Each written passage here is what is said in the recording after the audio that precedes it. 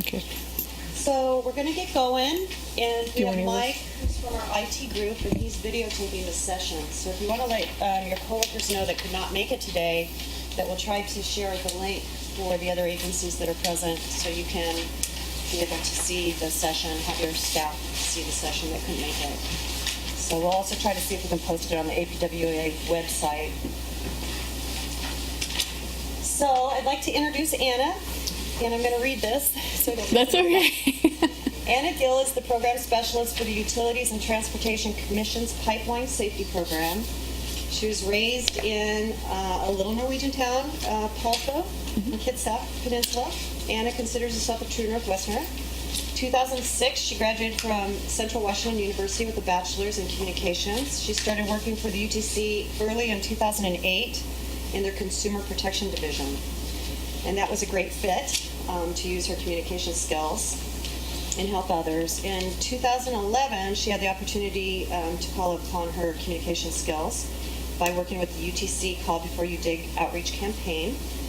That was a great success and includes production of a series of public service announcements, online and outdoor advertising.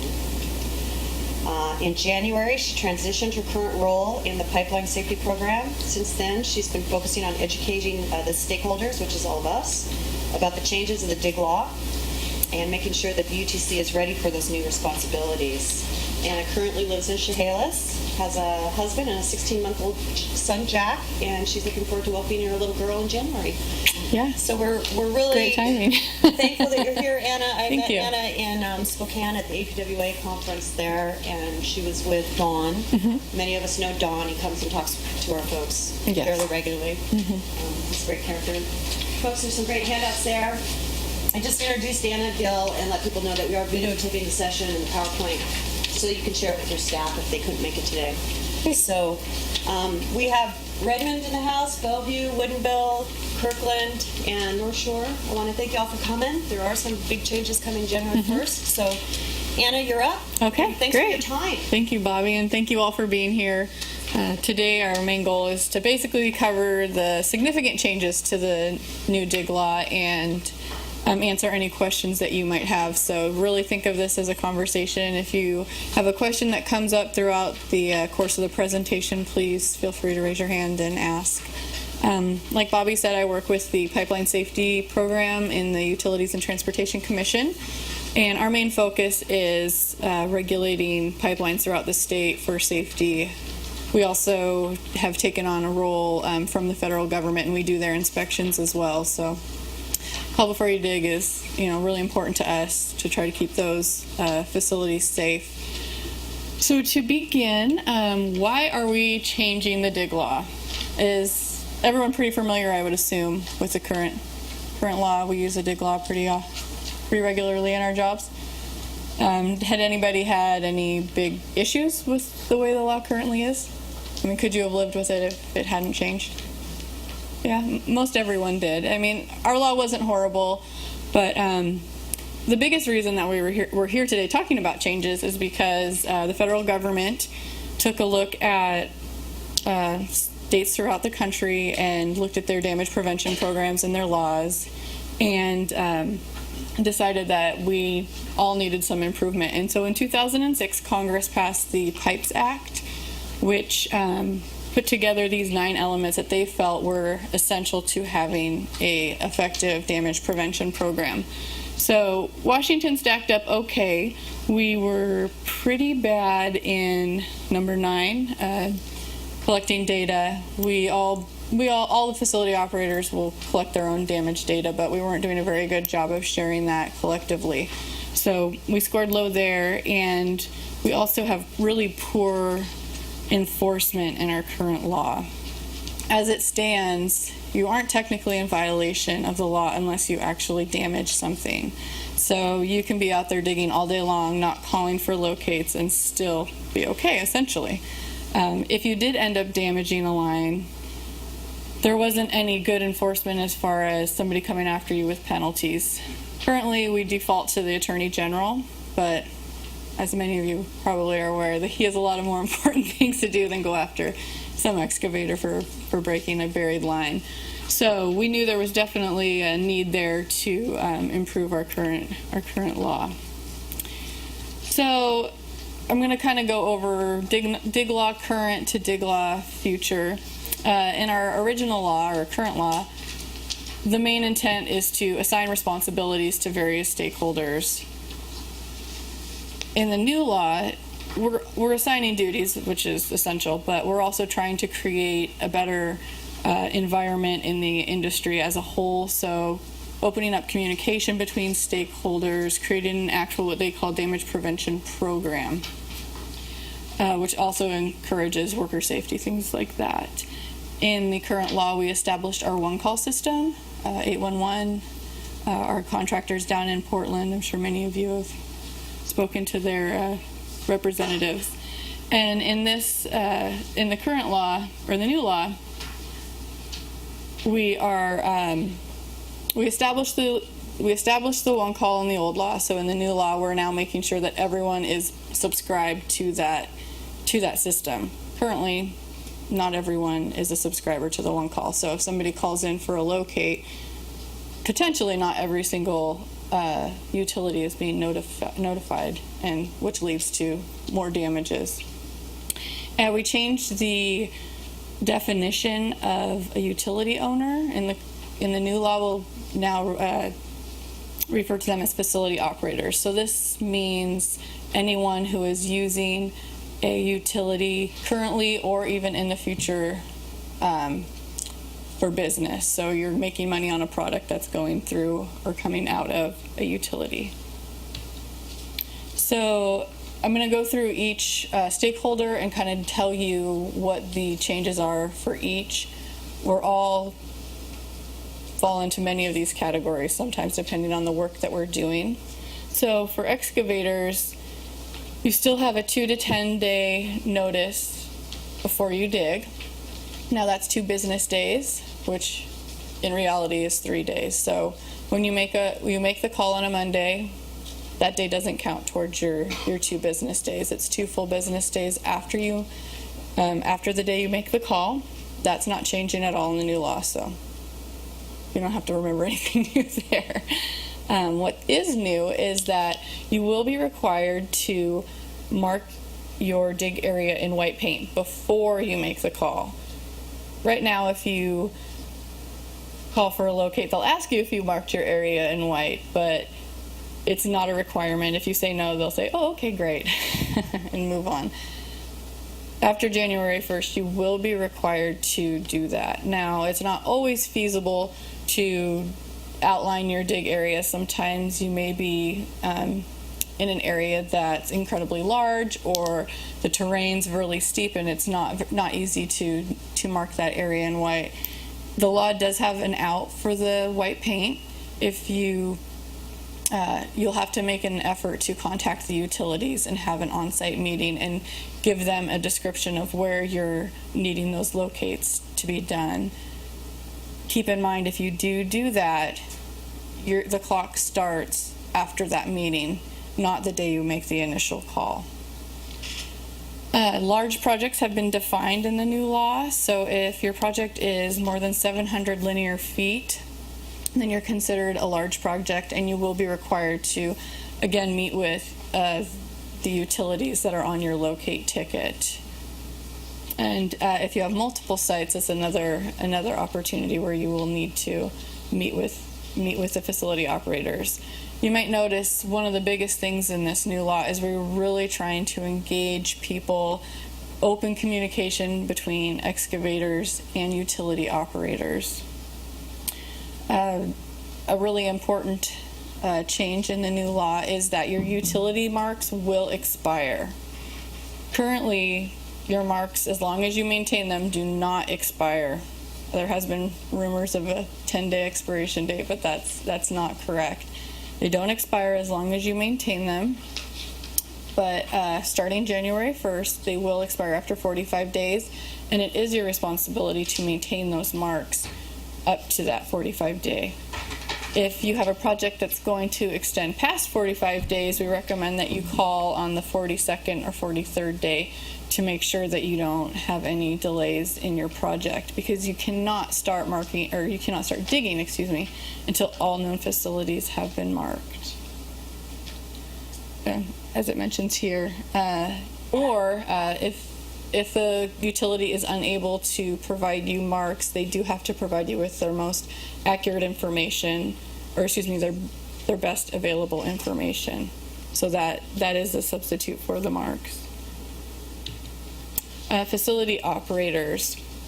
Facility operators have 2 days to respond to any request for locate. That hasn't changed. One of the biggest changes for facility operators is the change in the appurtenance clause. Is anyone familiar with the appurtenance clause? I would think, being city workers, you would be. So basically, the appurtenance clause states that if a utility's above ground presence makes their underground presence obvious, then they don't have to mark. A lot of times this is used for like service laterals, things such as that. The appurtenance clause is going away, so you will have to mark or provide information on service laterals starting on the first of the year, with the exception of water. The appurtenance clause does stay for water, but everything else you will have to provide information to the excavator within the right-of-way. This is only within the right-of-way, so you don't have to do it on private property. But are there any questions about that? I can't believe it. Okay. Well, that's been the issue. Facility operators are saying we don't own the laterals, but throughout the country there have been a lot of excavators taking utilities to court over issues. They're not marking the laterals, they're breaking the laterals and then billing for them. So judges have been ruling in the favor of the excavator because they say, although you say you don't own the laterals, you're billing for them and you're repairing them, therefore you're acting like an owner. So with this new law, we're requiring that you at least provide, and if the information that you have is we don't know, that's all you have to say, but you do have to provide the excavator with any information that you might have. So for instance, if say there's 10 customers coming off that main, you have to mark a triangle on the main representing each one of your customers, or for those laterals. So you don't actually have to say this, we think it's right here. You can just say, hey, I know there's 5 coming off here. And then it's the responsibility of the excavator to hand dig, make sure that they locate all 5 of those laterals and go from there. Anna, for that makes sense. Recording, can you repeat the questions when they come up? Oh, sure. Just say He was asking if you didn't own the laterals. That was the question. What do you do? Anything else? Okay. Yes. You were saying that the contractor has to maintain the marks for 45 days? Yes. Are they allowed to use the same colors? The question is, the contractors have to maintain the marks for 45 days. Do they use the colors? We're recommending that they don't use colors. For instance, yellow is what they mark gas lines, and you actually have to have a certification in order to put yellow down. So what we're telling people is to bracket it with white paint, circle the marks, underline the marks. You also set yourself up for liability. So if a locator comes, marks all the colors, and then you're just marking over with your colors, if there were an issue, who's to say, whose mark does that become after that? Does it become your locate at that point? You see what I'm saying? So as a locator, do I tell the contractor not to use? Don't use colors, yes. Don't tell the contractors not to use colors. Like I said, we're telling them to use white, bracket them, circle them, take pictures. The law doesn't define how you maintain the marks, but it just says that you have to. So it's kind of it's a policy decision for the excavator, but we're recommending not using colors to do that.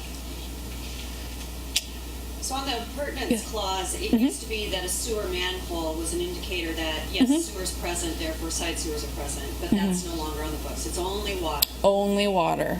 That's it. Yeah.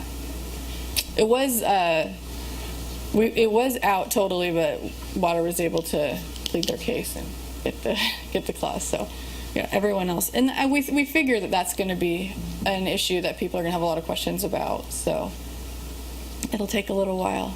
We understand, but we're just trying to get the information out there. Okay, and yeah, so you have to provide excavators with your best available information that you have. So you may not know, like I said, you may not know exactly where the lines are, but you have to at least provide them with your best, maps, or come out on site in person and give them an idea of where things are. It's just best available, and if you don't have any information, then you have to tell them you don't have any information, and that satisfies the law. So if we have as-built, Yes, as-built, or I know sometimes people run cameras. If you have information from those, then anything you have to provide them with where they reasonably may be is helpful. We just want to be able to provide them with information so that they're not hitting you, because we know utilities don't want to be hit any more than excavators want to hit them. So, Is there any change in the depth, if they ask for depth? We didn't used to be able to give them depth. no, you don't have to give them depth. You just have to, within 24 feet of the width of the utility, that's still all you have to provide. Yeah. Oh, and the question was, do you have to provide depth? Can we go back to the triangle thing for a second? Yes. So, and I'll give up, so on the water, we really don't have to worry about that. But No. if it was a side sewer, and we didn't have any information, that the triangle, you could look and see there's a house there and assume that it's on a side sewer. And so, because typically our map books don't show side sewers, so the individual would have to go back and actually research to find, then maybe view videotapes or something like that. So, that's that they have to do that first before the triangle. Yeah, so basically what you need to provide is what you have readily available to you. You don't need to go and research for days to provide information to the excavator. You can say, we know there are probably some, but we don't know how many or where. That's sufficient.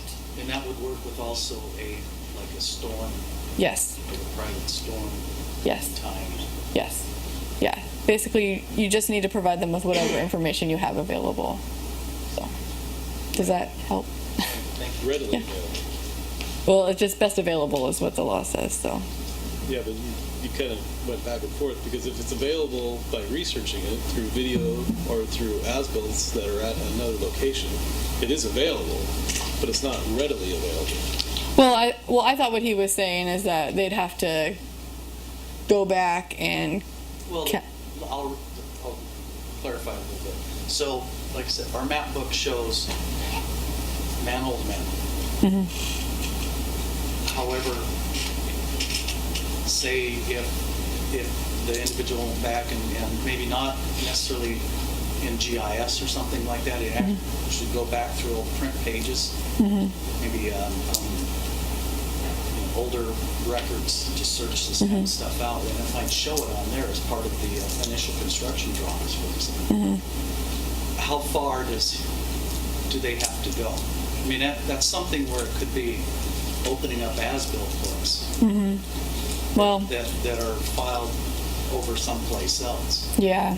I think that Is this if it field came stuff? down, I think that if it came down to it, and there was a complaint because you maybe didn't give that information, you may just want to give whatever you have available. I think that's the key. It doesn't say readily. So if Yeah. we skip over an as-built that we might have had in a file somewhere, I think we have a vulnerability, it sounds like. Yeah. I'm sorry I didn't answer that better the first time, but if you have the information, you do have to provide it to the excavator.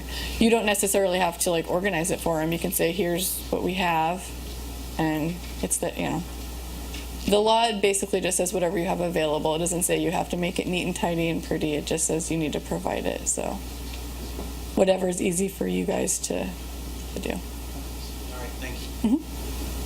Yes. Sometimes a homeowner will have an issue like with drainage, put in front Anna, you're gonna need to repeat that. Yeah. into the right of way. Uh-huh. We don't have any record of it or anything. Mm-hmm. So how would you deal with that if it does go into the right of way? Okay. His question was, what do you do if a homeowner installs like a storm drain or French drains around their house and it connects into the sewer? If you don't have any information about it, you don't have to provide it. You're not required to. If they get it, you say, well, it's in the right of way. But you can say we had no information about it. That was something the homeowner didn't provide you guys any information. Then you wouldn't.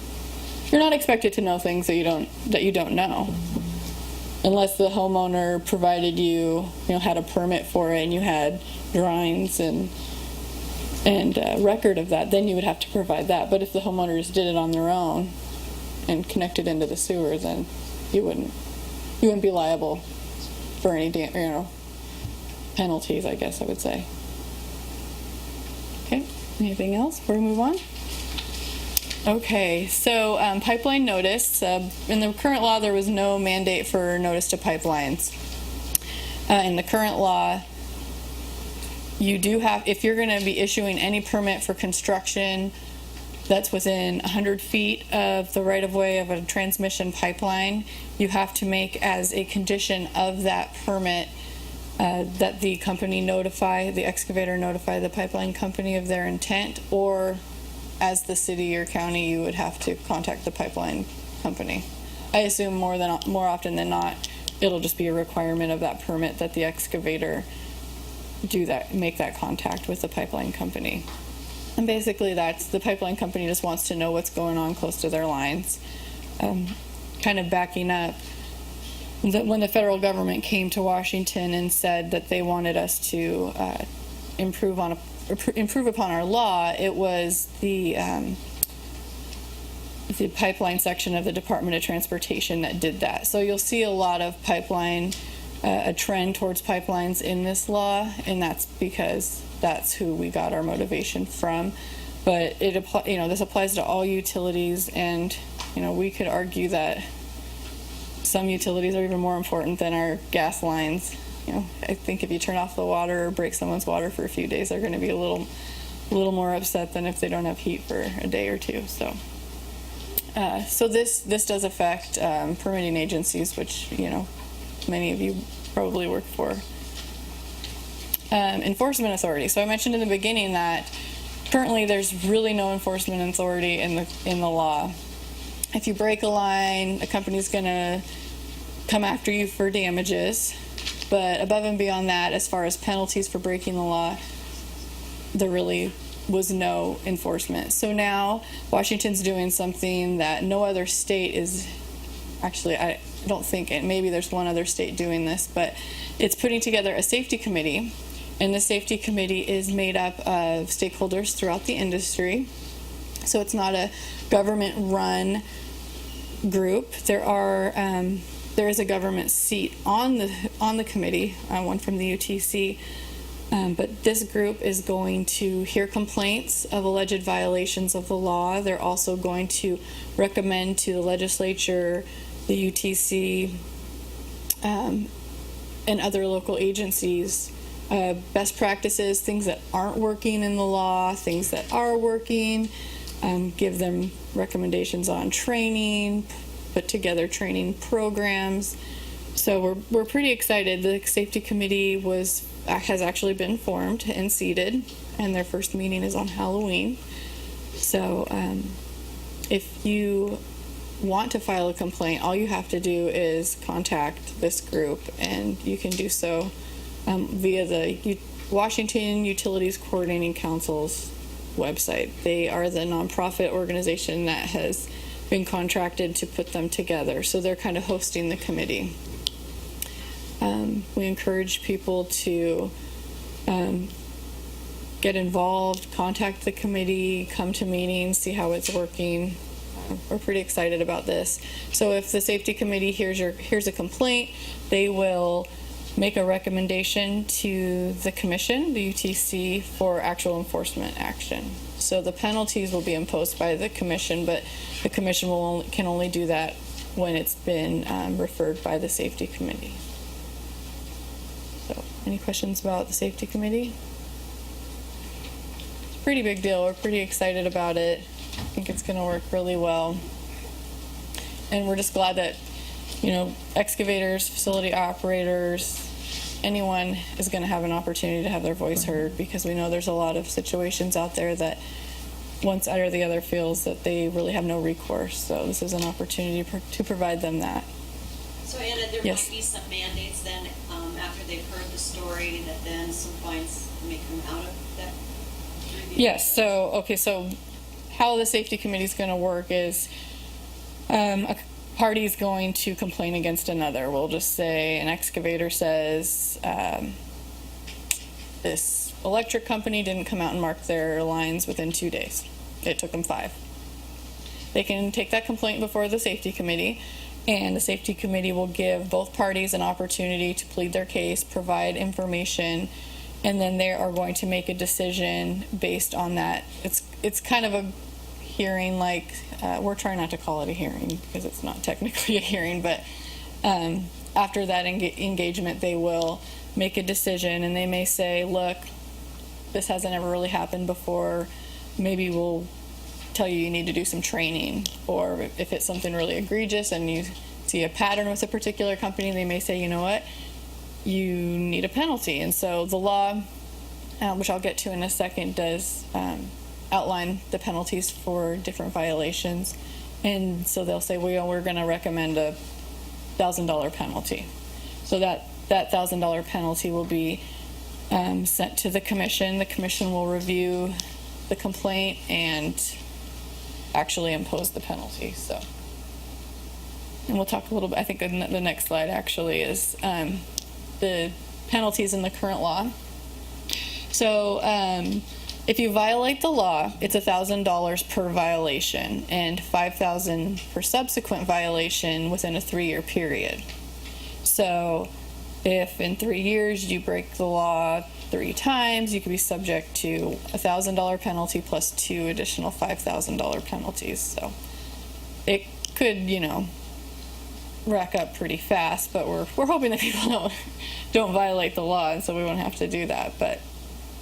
And if you dig without calling and actually damage, so this is just if you break, any of the provisions such as not calling or not maintaining your marks or things such as that, that's the first penalty. Now, if you dig without calling and damage a utility, you're subject to the above fines, plus you are liable for triple the repair costs. Yes? On that item below, the picture says dig within 35 feet of a large pipeline. Yes. What constitutes a large pipeline? That'll be a transmission pipeline, so not little distribution lines that are going into homes. We're talking the big, petroleum pipelines, large transmissions that are going through the state. So. Would sewer mains that are significant size, like Metro's conveyance to a wastewater treatment plant, be considered or not? No, this is only natural gas and hazardous liquid. The jet fuel Pipeline. stuff? Yes. Yeah. So, like I said before, there's kind of a pattern about, pipelines in this state. And as we all know, in 1999, Bellingham had a pretty significant incident, which is not only a big deal here, but actually all over the country. So that was one of the motivating factors in this, because that incident was caused by third-party damage that wasn't reported and ended up rupturing years later. So. Question. Yes. The pay above fine and triple the repair or relocation costs. Yes. So if an individual contractor breaks a water line, who bills the triple the repair? The question. So the question is, if somebody does violate the law, doesn't call, and breaks the line, who's billing the triple the repair cost? That would be the utility. The utility has the right to charge up to 3 times the cost of repair. Yes. So like we mentioned, if you dig within 35 feet of a large transmission pipeline, you will be found guilty of a misdemeanor. And if you dig without calling and actually damage that line, you're subject to not only the misdemeanor, but a $10,000 fine, which is a lot of money. And then if you willfully remove marks before digging, so if a locate comes out and someone intentionally removes a mark, I don't know why you would want to do this, but you are also subject to the $1,000/$5,000 fine. So don't want to remove marks. Yes. Questions? We had this happen with us where we did an extensive locate. It ended up being 2 contractors. Second one came in the same area. First locator wiped everything out. Who's responsible for us to go back out there and remark the second contractor's locates? Okay, so this is the same project we're talking about? 2 projects. 2 different contractors. They should each. Okay. Each contractor will be required to call and request a locate. So they can't work off of each other's tickets. No, I get that part. Yeah. But we fulfilled our part by doing it in a allotted time. With this new law, somebody asked them to shoot those up in 45 days. We've done what we were supposed to do. If they call in another locate, we have to go back out there again. Within that same 45-day period? So Anna, if a Comcast called, but a Lakeside asphalt worker group called 2 locates, Lakeside came and ground off the markings before Comcast could do their job. Would it be Lakeside responsible to pay for Comcast locate and charge? We can charge again. I mean, we have confusions like that on jobs. Or an asphalt worker will come and grind all the marks off. Yeah. Comcast still hasn't done their work, so they paid for it. Their marks aren't there.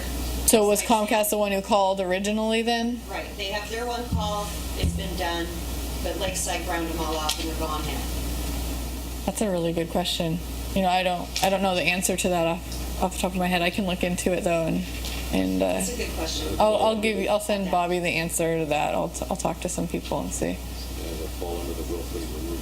And then. So, I have a question. These are all penalties for contractors digging. What are the penalties for the agencies that don't do the things they're supposed to do? That's going to fall in the first one. So any violation, it's going to fall under a violation of the dig law. So if a facility operator doesn't come out and mark within the 2 days, they're subject to those penalties. Yeah. The question was, a lot of these penalties are for excavators, and what is the penalties for facility operators or other people not complying with the law? Yes. We called in many locates that go across the right of way in front of houses and homes and businesses and etc. And they'll pull up the gas flags and the power flags and that kind of stuff. Landscaping companies, homeowners, business owners, because they don't want those flags in the front of their property. Does that bottom willfully removing the marks back to those people, or do we still have no bone to? Homeowners fall under the law as well. So yeah, if they're removing those locate flags, then that would be considered on purpose because they don't like how they look or whatever. Then that would be willfully removing the marks. So yeah. So this isn't just excavators, facility operators. I mean, homeowners, anyone doing any type of digging. I mean, they're not going to fall under the facility operator category, but any disturbance of the earth is considered excavation in Washington State. So they have to follow the law too, and we've been working to try to educate homeowners as well. Yes. So this is re-asking the same question, a million different ways. That's okay. But we've been told to have them offset the utility barn, to wipe it out, right? You can do that. Okay. Yeah. But now we can't repaint it using the exact same paint. You can repaint it. You can't paint it in yellow unless you're certified, but you can do it in whatever color you want, but we're recommending that you don't because of liability issues that could arise down the road. So the contractor has to maintain it for 45 days. During that 45 days, they could have 3 or 4 contractors come to that site. All 3 or 4 of those contractors would call for locates. One of the contractor wipes out the next contractor's locate, but let's say the general, right, is going to offset it, and then he's going to come out there and somehow define where that was by not using, let's say, yellow paint. That is how we expect it to go. Well, in theory, yes. So in theory, they need to do what they need to do to maintain those marks. Whether it's write in, do the offset and write in gas main or sewer main or whatever. That's going to be their responsibility. I guess their staff could get certified to paint yellow? I'm not sure what the process is for that, but there are so many ways you can do it without having to use the colors that we just really recommend that you don't. So, yeah, we understand that there's going to be a lot of, I'll get to you in just one second. We understand there's going to be a lot of questions when things start, and we're not planning on going gung-ho after people. It's about, we're still learning too. We don't know exactly how this is going to work. We have an idea of how we'd like it to work, but we know that the reality isn't always what we imagine it to be. So call us if you have questions. The safety committee is a resource. So yes. On that same question there, is it legal for the next contractor to use the same location? Technically, they're supposed to call for their own locates. 1 day later, no matter what, the next contractor cannot use existing. They're not, according to the law, no. They're not supposed to do that. No. Yeah, each contractor will have to call for their own ticket and ticket number. If they're working under somebody else's ticket number and damage a line, then it's just the same as calling without, or digging without calling. Okay, any other questions? Moving on. So, all this penalty money, hopefully we won't have a lot of penalty money, but any money that is collected from penalties for this law will go into a damage prevention account. Now, this account is to be used only for educational and training purposes. So it goes back into the industry. It's not going to be used when the legislature is short money. It can't be touched by anyone, but the commission will be the one allocating money from it. But anybody can apply for a grant if it has to do with worker safety, required trainings, if your agency wants to put together a program to train their own workers in damage prevention, you can request money from that account. So we want it to work for the industry and to make the industry better and stronger and safer ultimately. So we think this is going to be a good thing. And reporting requirements. As I mentioned in the beginning, we failed miserably on our report card to the federal government on damage reporting. As far as the commission's concerned, all of our regulated companies do report damages to us yearly, but that's only a handful of companies, and that only is, natural gas and liquid gas. So we know there's a lot of other damages happening daily. So it's a new requirement in the law that you will have to report any damage done to your facilities to the commission within 45 days of that damage. So excavators and facility operators have to report that damage. Now, this isn't damage if you're a facility operator and your people or a contractor working for you hits your own line. You don't have to report that. We're just talking if some excavation company calls for a locate, you go out, mark your lines for them, and then they damage you, then you need to report that to the commission. This information is not being used for enforcement. This is just information to get an idea of what damage is being done, how often it's happening, and maybe target some outreach and education efforts to decrease that from happening. So, yes? Oh, I have a question on that. I'm not real clear. Who's reporting? The facility operator and the excavator. Either one or both. Okay. So a lot of times you're both going to be reporting the same incident. Okay. But you are going to do the way this program works that I'm going to talk about, we should be able to match them up. So we're not thinking there's twice the damage that there is. Yeah. So you'll do this. Is anybody familiar with the Common Ground Alliance? They're a national organization that works on damage prevention throughout the country. And they put together this national database called DIRT. It's a damage information reporting tool. And the commission has an account within that system that you'll report damages to. So it'll be coming to us, as well as, nationally it will be incorporated into their damage statistics. And you can do this on our website, utc.wa.gov/pipeline safety. And then here's just a little picture of our website. You'll just click on the pipeline safety under public safety, and we have information about the dig law. We have, if you go a few more down, it has, So you're or one pointing to above. the red arrows? Yeah, the red arrows, sorry. I wish I had a pointer. I know. So under call before you dig, we have information on the dig law. We also have the virtual DIRT reporting tool.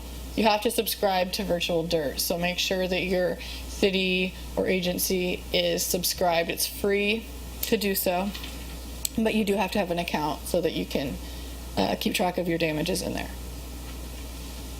Pretty So if easy. somebody hogs through our line with fiber optic or gas and we're cruising around with our TV and we see it, then we log it. Yes, within 45 days, yeah.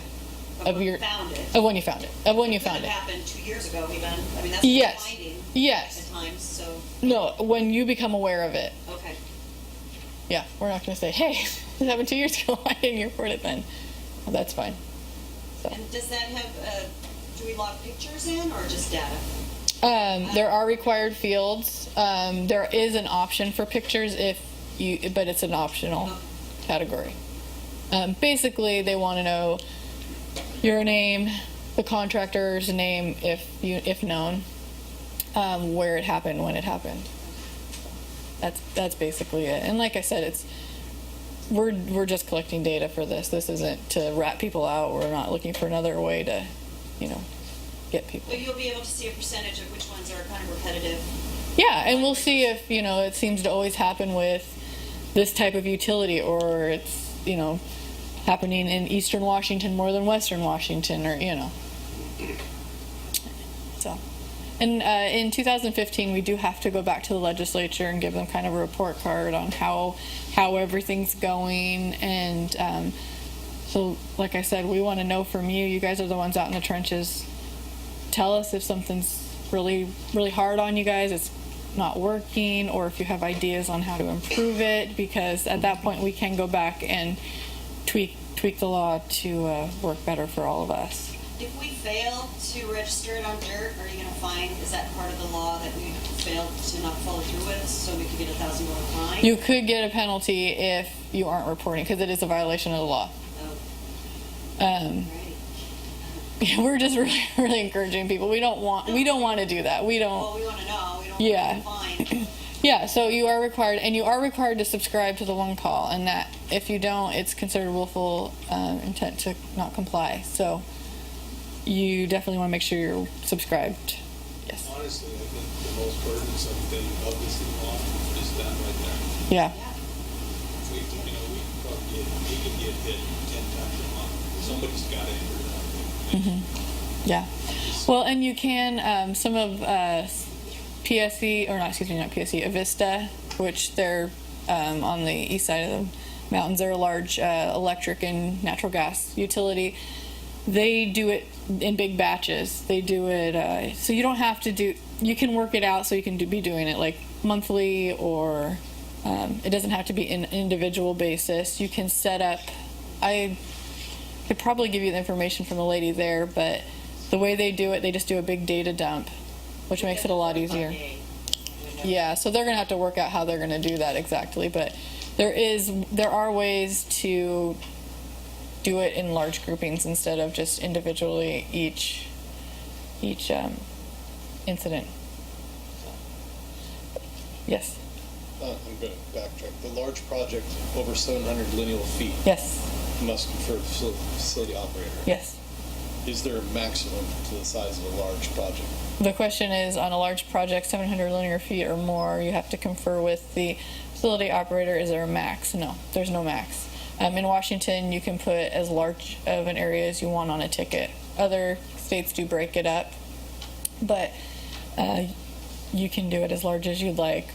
But And it still has to be that- counted 2 business days. well, that's why you have to confer with the facility operator, because the facility operator may say, hey, I can only do 600 feet a day.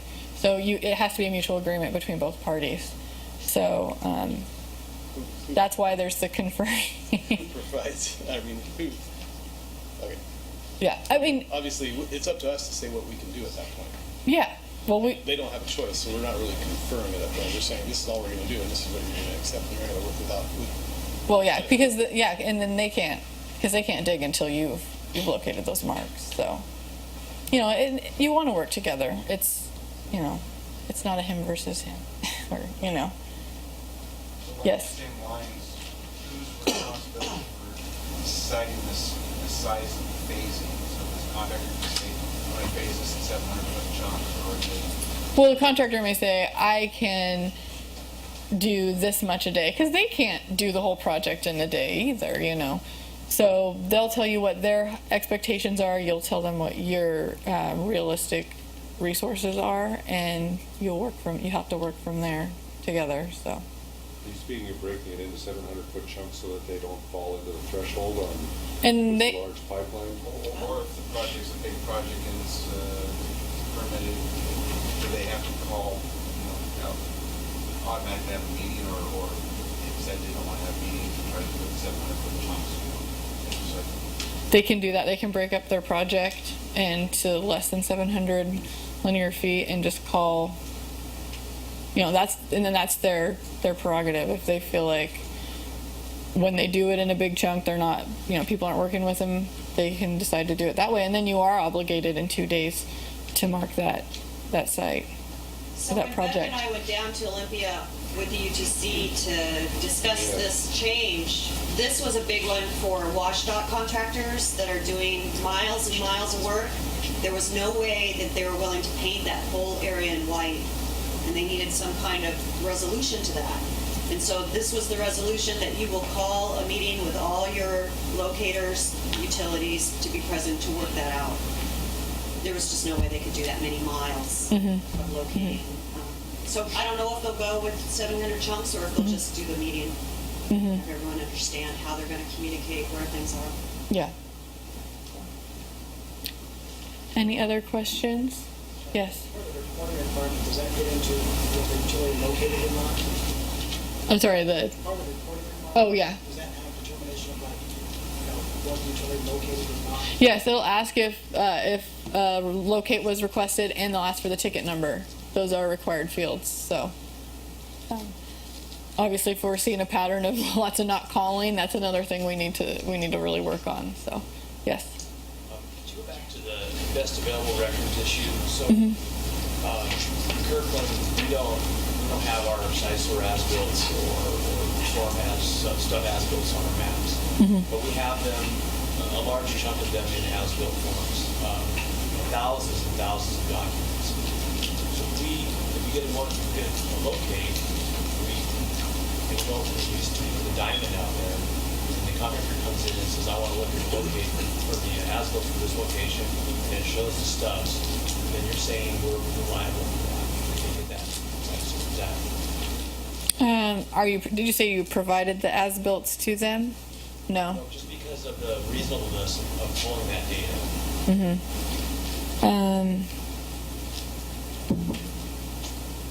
That's a good question. I mean, what the law says and what reality is going to actually be is kind of hard to determine. I would say that if you had that information, you would probably need to provide it to them.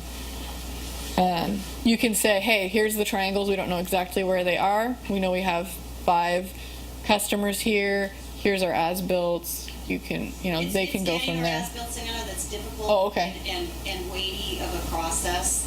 I guess in that case, We have to dig for the as-built. Yeah. It is information we have.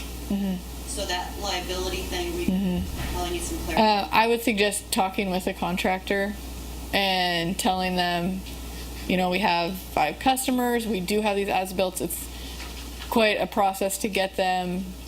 Do you want us to do that or not? They may say, well, we know there's 5, we'll dig up and see what we can find. It's just, again, you're just going to have to work together.